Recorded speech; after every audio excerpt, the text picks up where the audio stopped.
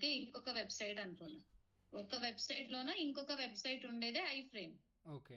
చూడండి ఇది క్లిక్ చేస్తే నాకు ఇంకొక వెబ్‌సైట్‌కి నావిగేట్ అవుతది. సో, సిమిలర్‌లీ మనకు చూడండి ఇది డెమో వెబ్ షాప్ కదా! ఇదొక వెబ్‌సైట్. ఇది ఇంకొక వెబ్‌సైట్. ఒక వెబ్‌సైట్ నుంచి ఇంకో వెబ్‌సైట్‌కి నావిగేట్ అవ్వడానికి ఐ ఫ్రేమ్స్ అనేది కామన్‌గా యూజ్ చేస్తామనమాట. క్లియర్. Got it. సో, అలా మనకు ఐ ఫ్రేమ్స్ అనేది డిజైన్ చేస్తారు. బట్ మనకు రియల్ టైమ్ లో ఎలా ఉంటదంటే చాలా ఐ ఫ్రేమ్స్ అనేది కామన్ గా యూజ్ చేస్తారు శివ. ఓకే. సో మనము ఆ ఫ్రేమ్ ఎలిమెంట్ నే ఫైండ్ చేసేది మెయిన్ ప్రాబ్లం అన్నమాట. ఈ ఎలిమెంట్ అనేది ఫ్రేమ్ లో ఉందా లేదా అనేసి, ఐ ఫ్రేమ్ లో ఉందా లేదా అనేసి. సో ఇప్పుడు ఇన్స్పెక్ట్ చేస్తున్నా, నాకు ఇక్కడ మెన్షన్ చేశాడు ఐ ఫ్రేమ్ ఉంది అని చూపిస్తున్నాడు, బట్ నేను ఫైండ్ అవుట్ అనేది చేసుకోవాలి. ఓకే, నేను ఫైండ్ అవుట్ అనేది చేసుకోవాలి. ఇక్కడ చూడండి ఇది ఇమేజ్. ఓకే, ఈ ఇమేజ్ ఏ, ఇది సంథింగ్ కంప్లీట్ గా థింగ్స్. నేను ఏంటి అంటే ఈ ఇమేజ్ పైన క్లిక్ చేస్తే నాకు ఏమవుతుంది, ఆ పర్టికులర్ వెబ్సైట్ కి అనేది నావిగేట్ అవుతుంది. బట్ ఇది ఐ ఫ్రేమ్ లో ఎక్కడి నుంచి వచ్చింది అనేది, మనకు ఐ ఫ్రేమ్ లో ఉందని మనకి ఎలా తెలుస్తుంది అంటే ఇక్కడ చూడండి అగైన్ HTML నుంచి స్టార్ట్ అవుతుంది అనమాట. HTML ఇక్కడ స్టార్ట్ అవుతుంది మెయిన్ గా, బట్ ఏంటి అంటే అగైన్ ఇక్కడ ఒక HTML అనేది కనపడుతుంది చూడండి. ఓకే, ఒక్క వెబ్సైట్ లో ఇంకొక వెబ్సైట్ పెట్టడానికి పాసిబుల్ అవ్వడం ఎలా అంటే ఇది ఐ ఫ్రేమ్. సో ఈ ఎలిమెంట్ అనేది నాకు ఈ ఇమేజ్ అనే ఎలిమెంట్ ఎక్కడ ఉంది, ఇక్కడ ఉంది. ఈ ఎలిమెంట్ అగైన్ HTML తో స్టార్ట్ అయింది, ఇది వచ్చేసి ఐ ఫ్రేమ్ లో ఉంది. ఇది మెయిన్ థింగ్ ఇక్కడ మనకు. బట్ ఏంటి అంటే ఇంత రూట్ ని మనము ఇలా పేరెంట్ చైల్డ్ అనేది మనం ఫైండ్ అవుట్ చేసుకోలేము. సో దాన్ని ఎలా ఇంత ఈజీగా అయితే ఫైండ్ అవుట్ చేయడం కష్టం రియల్ టైమ్ లో. సో అప్పుడు నాకు ఇక్కడ నేను క్లిక్ చేస్తే ఈ ఎలిమెంట్ ఇక్కడ లాస్ట్ లో హైలైట్ అవుతుంది అంట. ఇక్కడ ఇది ఐఎంజీ, తర్వాత లింక్, తర్వాత బాడీ HTML, ఇక్కడ ఐ ఫ్రేమ్. ఓకే, నాకు అప్పుడు తెలుస్తుంది ఈ ఎలిమెంట్ అనేది ఐ ఫ్రేమ్ లో ఉందని క్లియర్ గా. సో ఇలా మనం రూట్ లో ఫైండ్ చేసుకోవడం కష్టం అవుతుంది, కానీ ఇలా మనకు ఈజీ అవుతుంది అనమాట. Clear right? ఓకే. సో ఇక్కడ నేను క్లిక్ చేసిన తర్వాత, ఇప్పుడు ఫర్ ఎగ్జాంపుల్ నేను ఇది ఇమేజ్ పైన క్లిక్ చేస్తాను.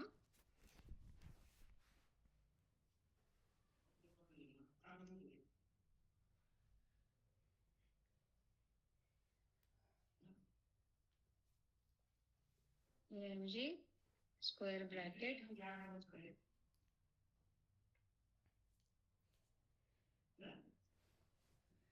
సో ఇప్పుడు ఒక వెబ్సైట్లో ఇంకో వెబ్సైట్ ఉన్నా సరే కానీ సేమ్ ముందు ఇదే యూజ్ చేయొచ్చు కదా, ఓపెన్ న్యూ ట్యాబ్ అని కానీ స్విచ్ అని కానీ, అది డైరెక్ట్గా యూజ్ చేయొచ్చు కదా క్లిక్ చేసి.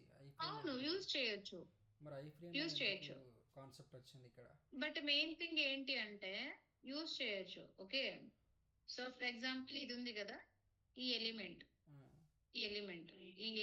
HRDF. ఓకే, బట్ ఏంటి అంటే ఈ ఎలిమెంట్ ని నువ్వు ఫైండ్ చేయాలి అంటే శివ, ఇది వచ్చేసి హై ఫ్రేమ్ లోనే ఉంటది. ఈ ఎలిమెంట్ ని నువ్వు డైరెక్ట్ గా ఫైండ్ చేయలేవు. సో ఫర్ ఎగ్జాంపుల్ నాకు ఇది ఉంది కదా, నేను ఈ ఎలిమెంట్ తీసుకుంటా. ఓకే, జస్ట్ ఈ ఎలిమెంట్ అనేది తీసుకుంటున్నా నేను. ఈ ఎలిమెంట్ ని నేను ఫైండ్ చేయడానికి ట్రై చేస్తాను without shifting to I frames. Okay, clear right? అప్పుడు మీకు ఆ డౌట్ అనేది క్లారిటీ వస్తుంది. Wide and I frames setup. So కొన్ని ఎలిమెంట్స్ మనకి విఏలో సెలెక్ట్ అవుతాయి, కానీ కోడ్లో రన్ చేసేటప్పుడు మనకి అది సెలెక్ట్ అవ్వదు అంటే ఇది కూడా ఒక రీజన్ అయి ఉండొచ్చు, ఐ ఫ్రేమ్ అయి ఉండొచ్చు కూడా. అవును, ఎగ్జాక్ట్లీ. ఓకే, సో ఇది ఇమేజ్ పైన జస్ట్ నేను క్లిక్ చేస్తున్నా శివ. నా న్యూ ట్యాబ్ కి అక్కడంతా వెళ్ళాను, జస్ట్ క్లిక్ చేస్తున్నా. ఓకే, జస్ట్ క్లిక్ చేస్తున్నా. తర్వాత నేను బాడీ యూజ్ చేసి ఏదైనా యూజ్ చేసి నేను ఎలిమెంట్ ఫైండ్ అవుట్ చేయడానికి ట్రై చేస్తాను. బట్ ఇక్కడ ఏంటి అంటే డైరెక్ట్ గా వెళ్ళేసి ఇమేజ్ పైన క్లిక్ చేస్తున్నా, ఈ URL కి వెళ్ళేసి. ఓకే,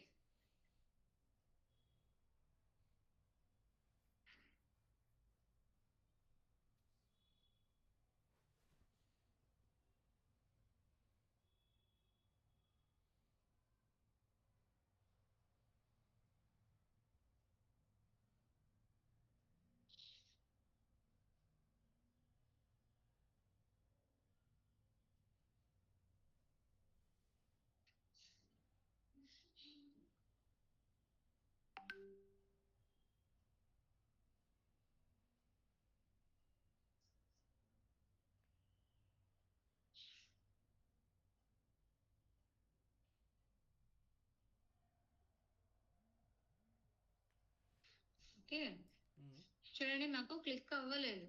సో మీరు చెప్పిన ఐడియా ఏంటి అంటే ఆ ఎలిమెంట్ తీసేసుకుని నేను క్లిక్ చేయాలి. ఆ ఎలిమెంట్ తీసేసుకుని నేను ఆ ఎలిమెంట్ కి ఉండే అడ్రస్ తీసుకుని న్యూ ట్యాబ్ ఓపెన్ చేస్తాను. రైట్, సారీ, తీసుకుని ఓపెన్ చేస్తాను. బట్ ఏంటంటే ఈ ఎలిమెంట్ ఫైండ్ అనేది కావడం లేదు. చూడండి నాకు ఎలిమెంట్ అనేది లేదని చూపిస్తుంది, no such element exception. Because ఎందుకంటే ఈ సెలేనియం కి మెయిన్ వెబ్సైట్ కంట్రోల్ ఉంటది, కానీ ఈ ఐ ఫ్రేమ్ కంట్రోల్ అయితే ఉండదు మనకు. ఈ ఐ ఫ్రేమ్ కంట్రోల్ అనేది ఉండదు. సో ఇప్పుడు ఐ ఫ్రేమ్ కి కంట్రోల్ కావాలి అంటే, ఈ ఐ ఫ్రేమ్ కి కంట్రోల్ కావాలి అంటే మనం ఐ ఫ్రేమ్ కి జంప్ అవ్వాలి. ఓకే, ఇక్కడ నేమ్ ఉంది కదా, నేమ్ తీసేసుకుంటున్నాను. ఎలా జంప్ అవ్వాలి అంటే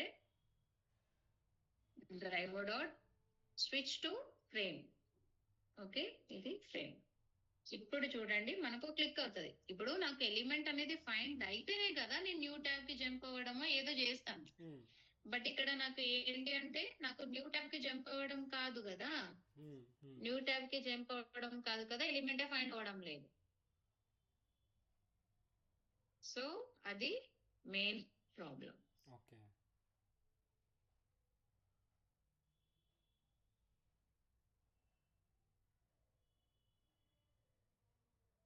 క్లిక్ అవుతుంది.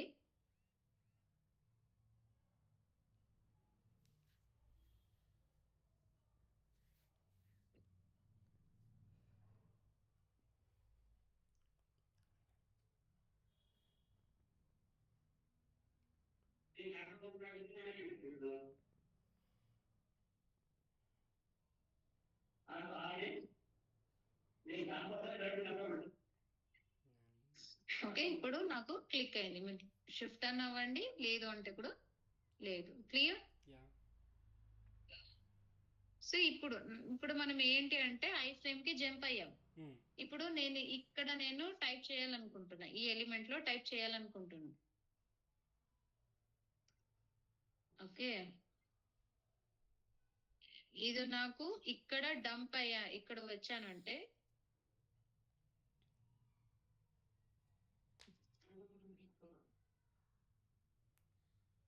ఇక్కడ నేను టైప్ చేయాలి. ఓకే, నేను ఐ ఫ్రేమ్ లో షిఫ్ట్ అయ్యాను. షిఫ్ట్ అయిన తర్వాత నేను ఇక్కడ మళ్ళీ నార్మల్ పేజ్ లోన అగైన్ టైప్ చేయాలి.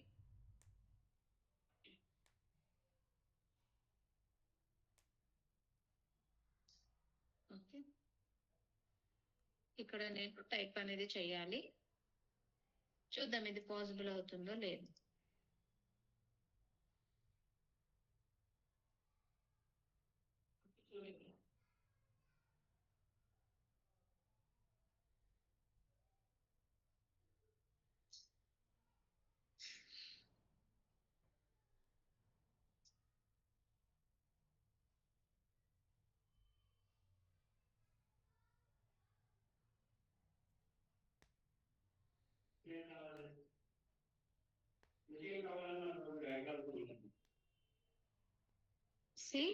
క్లిక్ అయింది కదా, ఇక్కడ టైప్ అవ్వాలి, ఇక్కడ టైప్ అవ్వాలి. చూద్దాం మనకు టైప్ అవుతుందో లేదో. ఇంకా మనకి ఎర్రర్ అయితే కూడా రాలేదు, టైప్ కూడా అవ్వలేదు. ఇది ఆటో స్క్రోల్ అవుతుంది కదా, ఇది కింద ఈమెయిల్ సబ్స్క్రిప్షన్ అనేది సబ్మిషన్ అనేది కింద ఉంది కాబట్టి పేజ్ లోడ్ అయిన తర్వాత అక్కడికి వెళ్ళి దానిపైన క్లిక్ చేస్తుంది. అవును అవును. సో ఏది ఇచ్చాను అది ఎక్స్ప్లిసిట్ వెయిట్ ఇచ్చినందుకు నాకు అంత టైం వరకు వెయిట్ చేస్తుంది అనమాట. ఓకే, ఇక్కడ చూడండి అంత టైం వెయిట్ చేశాను కానీ నాకు ఎలిమెంట్ దొరకలేదు అనేసి. ఎందుకు అంటే నా బ్రౌజర్ వచ్చేసి ఇది ఐ ఫ్రేమ్ లో జంప్ అయిపోయి ఉంటుందంట. ఓకే, ఇక్కడ ఐ ఫ్రేమ్ ఉంది కదా, ఈ ఐ ఫ్రేమ్ లో జంప్ అయిపోయి ఉంటది. ఇక్కడ ఇంకొక వెబ్సైట్ లో వచ్చేసి ఉంటది. ఈ ఇంకొక వెబ్సైట్ లో ఉండే ఎలిమెంట్స్ ని ఫైండ్ అవుట్ చేస్తుంది అనమాట. సో అవుట్ సైడ్ ఎలిమెంట్స్ ని ఫైండ్ అవుట్ చేయదు.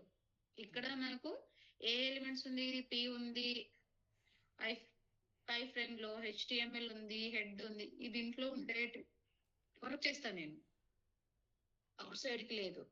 సో అప్పుడు నేను చెప్పాలి ఫ్రేమ్ లో వెళ్ళావు కదా బయటకు వచ్చేయి అనేసి.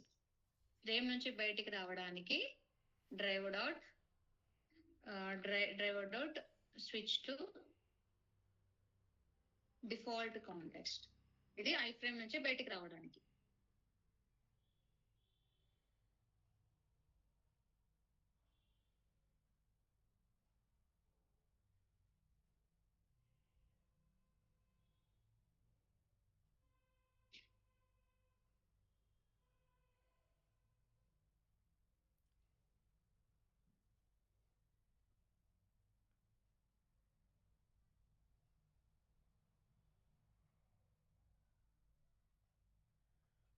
Zoho bug ట్రాకరా?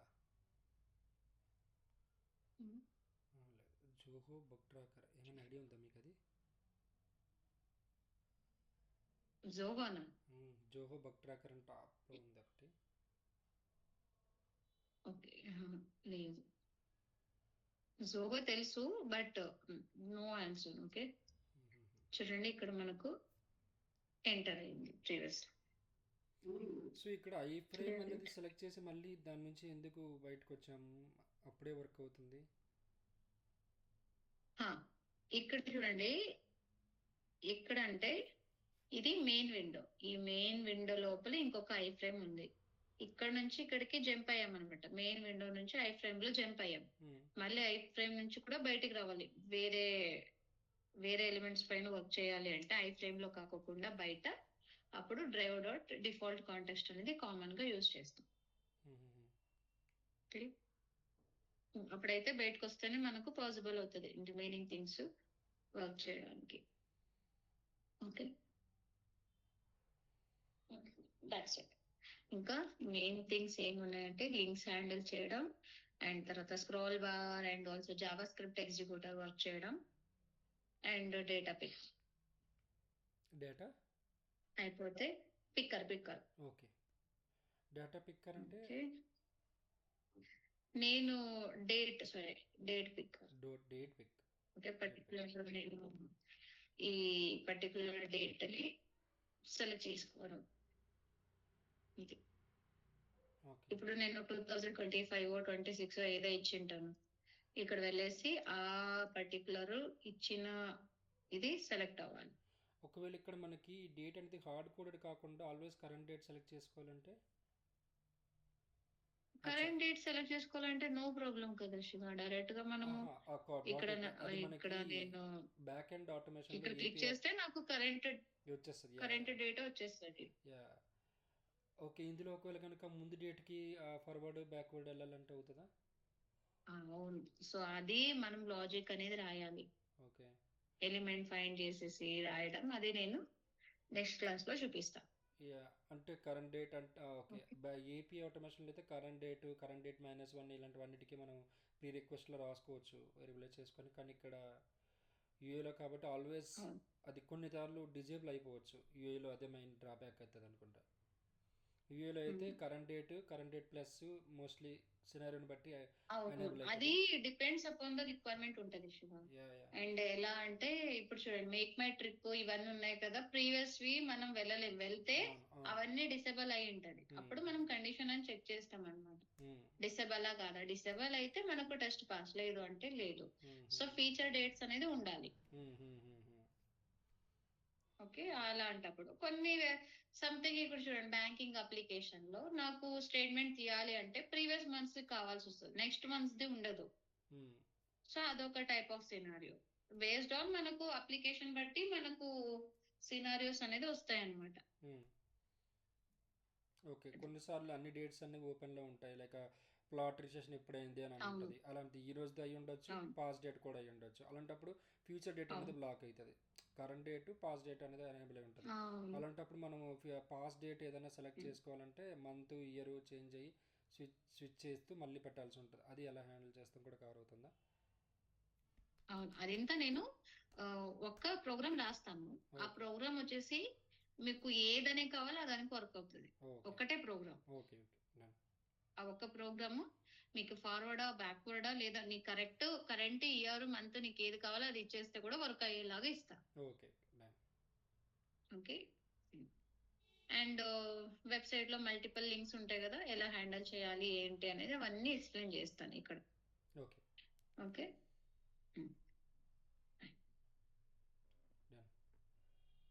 Clear right? So ఇక్కడికి స్టాప్ చేస్తూ టుమారో నేను అన్ని థింగ్స్ అన్ని కంప్లీట్ చేస్తాను అండ్ తర్వాత ఫ్రేమ్ వర్క్ అనేది స్టార్ట్ చేద్దాం. Okay done. Thank you. Okay Shiva. Okay, yeah bye thank you. Bye bye. Bye.